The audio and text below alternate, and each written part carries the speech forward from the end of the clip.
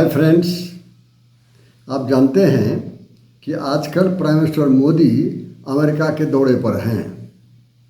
यह बहुत ही महत्वपूर्ण दौरा है और साथ ही चुनौतीपूर्ण भी। ये चुनौतीपूर्ण इसलिए है कि दुनिया की दौड़ में भारत काफ़ी पीछे छूट गया है, लगभग अलग थलग पड़ गया है, लगभग पूरी दुनिया से आइसोलेट हो चुका है। ऐसी हालात में भारत को अमेरिका का सपोर्ट चाहिए, हर हाल में चाहिए। अब कहाँ तक वो सपोर्ट पा सकेंगे अमेरिका का, ये देखना बाकी है। दुनिया में किस तरह से भारत पीछे पड़ गया है, इसका अंदाज कीजिए कि अपने पड़ोस में भी चारों तरफ चाइना का दबदबा बढ़ गया है। और ये जो ग्लोबल साउथ है, जो कि नॉन अलाइंड देशों का जो समूह है, शुरू से ही इसका नेतृत्व भारत के हाथ में रहा है। आज ये नेतृत्व भारत के हाथ से निकलकर चाइना के हाथ चला गया है। और इसके साथ ही साथ ये जो अरब इजराइल का जो मुद्दा है, खासकर इजराइल और गाजा का, इस मुद्दे पर इस्लामिक दुनिया से भारत लगभग पूरी तरह से अलग थलग है। और फिर चीन की बड़ी सेना लद्दाख सीमा पर 4 साल से भारत को ललकार रही है, ये सच है। और इसे देखते हुए अमेरिका और रूस खामोश है, ये बड़ा ही महत्वपूर्ण चीज़ है। अब दूसरी बात एक और देखिए कि पिछले साल, करीब साल 1.5 साल पहले, मोदी और बाइडन समिट हुआ था अमेरिका में।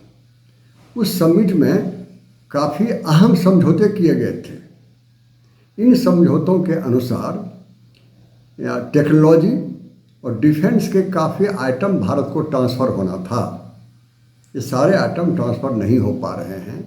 अमेरिका ने इसे रोक के रखा है, भारत पर दबाव बढ़ा दिया है, ये भी सच है। और ये भी आप जानते हैं, ये पन्नू जो है, पन्नू नाम का आदमी जो खालिस्तानी आतंकी है, उसे अमेरिका ने पनाह दे के रखा है, शरण दे के रखा है, और भारत पर दबाव भी बढ़ता जा रहा है, बढ़ाता जा रहा है। और जो आंतरिक राजनीति है, इंटरनल पॉलिटिक्स, उसमें जो अभी चुनाव हुए हैं लोकसभा के, और चुनाव का जो परिणाम सामने आया है, तो लगता है कि भारत में राजनीतिक अस्थिरता के आसार आने लगे हैं। ये सारी परिस्थिति ऐसी है कि जो लगता है कि भारत काफ़ी पीछे छूट गया है, अमेरिकी मदद की ज़रूरत है इसी। हालांकि भारत निर्भर कर रहा है अमेरिका पर, लेकिन अपनी कोशिश भी पूरी कर रही है भारत, पूरे कोशिश किया है भारत ने। आप अंदाज कीजिए कि प्राइम मिनिस्टर मोदी का जो कार्यक्रम था, उस कार्यक्रम के अनुसार वो चुनाव में बहुत अधिक समय देते थे, चुनाव के प्रचार में, उद्घाटन वगैरह में काफ़ी जाते थे। वहाँ लगभग नहीं जाना शुरू कर दिया है, या बहुत कम जा रहे हैं वहाँ। और जो समय बच रहा है, पूरा समय अपने ऑफिस में दे रहे हैं, अपने काम पर लगा रहे हैं। विदेशी दौरे भी प्राइम मिनिस्टर के बढ़ गए हैं। पिछले 3 साल में 8 बार विदेशी दौरे प्राइम मिनिस्टर के हो चुके हैं। अगले 2 महीने में 4 देशों का दौरा और वो करने वाले हैं। तो ये जो काम पेंडिंग पड़ गए थे देश के अंदर में उनके ऑफिस का, और विदेश में जो काफ़ी पेंडिंग पड़ गए थे काम, वो सारे कामों को प्राइम मिनिस्टर आगे बढ़ाने में लगे हुए हैं। एक बात अब समझ रहे हैं वो कि लोग काम चाहते हैं, सिर्फ प्रचार नहीं। ये सारी बातें हुई है। इसके बावजूद एक बड़ा पहल और किया है। ये जो रूस, रसा और यूक्रेन का जो युद्ध चल रहा है, उसमें शांति की पहल की है प्राइम मिनिस्टर मोदी ने। ये बड़ा ही महत्वपूर्ण काम किया है उन्होंने। ये जो उन्होंने पहल की है, बड़े बड़े पहल अपने जानते, वो ये जो पहल हैं, ये सक्सेसफुल हो रहे हैं, ये सफल हो रहे हैं। ऐसा लगता है भारत की गाड़ी फिर से पटरी पर आने लगी है। अंतर्राष्ट्रीय राजनीति जनतंत्र से नहीं, दबाव से चलती है, प्रेशर से चलती है। हर देश दूसरे देश पर प्रेशर डाल रहा है। अमेरिका भी भारत पर प्रेशर दे रहा है, और भारत भी अमेरिका पर दे रहा है। अमेरिका देखिए पन्नू का इस्तेमाल किया है, एक खालिस्तानी आतंकवादी का। इसके 2 उद्देश्य हैं। चूँकि भारत के खिलाफ पन्नू का इस्तेमाल कर रहे हैं, तो स्वाभाविक है चाइना खुश होगा। चाइना खुश होगा तो रसा के साथ नहीं जाकर के अमेरिका के साथ रहेगा। दूसरा उद्देश्य ये है कि पन्नू के कारण भारत पर दबाव बढ़ेगा, भारत भी रसा के साथ नहीं जाएगा, अमेरिका के साथ रहेगा, ऐसा अमेरिका सोचता है। दूसरी बात, भारत की सीमा पर जो चाइना है 4 साल से एक बड़ी सेना लेकर के, और भारत के पड़ोस में भी चाइना का दबदबा बढ़ रहा है, और अमेरिका चुप है। अमेरिका चुप इसलिए है, फिर वही बात कि चाइना खुश होगा कि जो मर्जी सो हम कर रहे हैं यहाँ पर, और भारत पर दबाव बढ़ता जाएगा, फिर वही दोनों उद्देश्य पूरे हो रहे हैं उसके। तीसरी बात कि ये जो मोदी और बाइडेन का जो समिट हुआ था, उसमें जो अहम समझौते हुए थे, जैसा मैंने पहले कहा, उस समझौते के कारण भारत पर प्रेशर बहुत पड़ रहा है। जो रसा से डिफेंस का आइटम आने थे, वो यूक्रेन युद्ध के कारण वो फंस गया है, आगे नहीं बढ़ रहा है, नहीं आ पा रहा है कुछ। भारत को ज़रूरत है क्योंकि चाइना सामने खड़ा है, और अमेरिका भी वो आइटम नहीं दे रहा है समझौता के बावजूद। ये सारे प्रेशर टैक्टिक्स है अमेरिका का कि भारत पर प्रेशर बढ़ाते जाओ और जो मर्जी भारत से कराते जाओ। लेकिन अकेला अमेरिका नहीं है, भारत के पास भी प्रेशर देने के कारण हैं। आप जानते हैं क्वाड में भारत है और अहम सदस्य है भारत।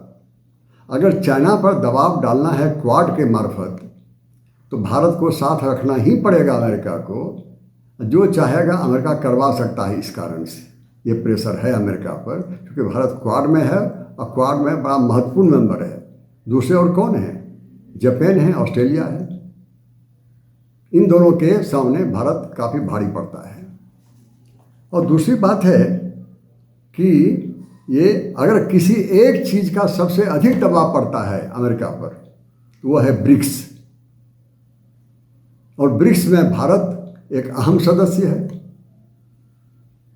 तो इस कारण से भी अमेरिका का स्वार्थ है और भारत का दबाव है कि ब्रिक्स में कम से कम इंडिया है, नहीं तो फिर रसा है और चाइना है और 1-2 देश हैं, वो अमेरिका का सपोर्ट नहीं करेगा। कम से कम भारत तो है। डॉलर को ख़त्म करने में और बहुत सारे काम हैं वहाँ पर, तो भारत है तो हमारा स्वार्थ पूरा होगा। ये भारत का दबाव है। तीसरी बात है, आप जानते हैं अफगानिस्तान और पाकिस्तान से अमेरिका वापस चला गया है। सिर्फ अफगानिस्तान पाकिस्तान से अमेरिका वापस नहीं गया, पूरे साउथ एशिया से अमेरिका आइसोलेट हो गया है। तो ऐसी परिस्थितियों में एकमात्र भारत ही है साउथ एशिया में जहां अमेरिका भरोसा कर सकता है, जिस पर भरोसा कर सकता है। दूसरा और कोई कारण नहीं है। इस कारण से भी दबाव भारत डाल सकता है उस पर। तीसरी बात है, करीब करीब $150 बिलियन का जो आइटम है, जो एक्सपोर्ट है, वो अमेरिका का भारत को आ रहा है।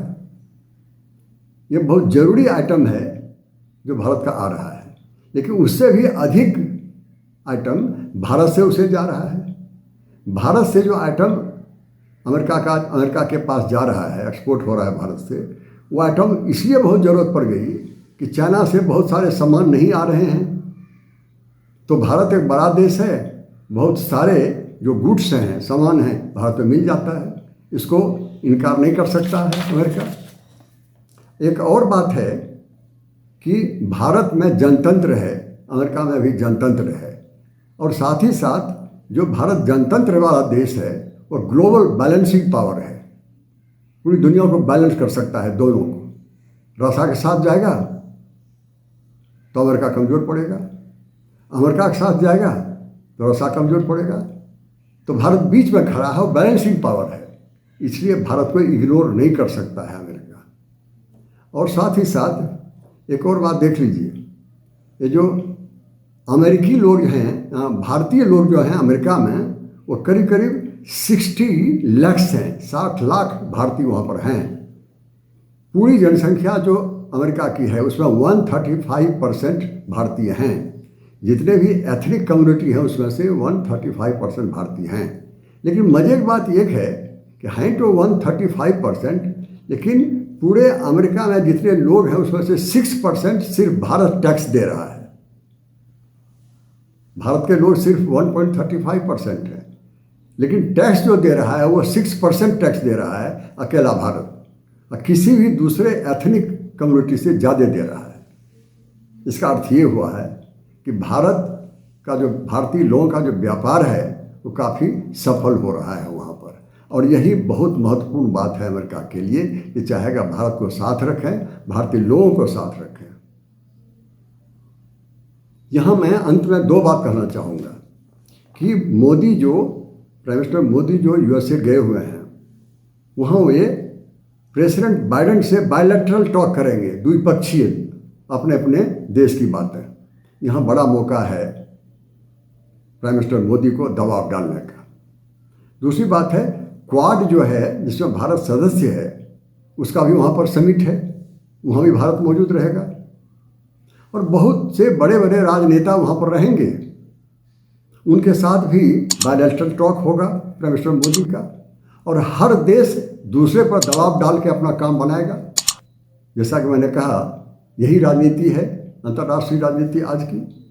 तो जो दबाव बनाने में कामयाब होगा उसी के हाथ में लाठी रहेगी और भैंस भी उसके साथ चलेगी। Thank you very much each and every one of you.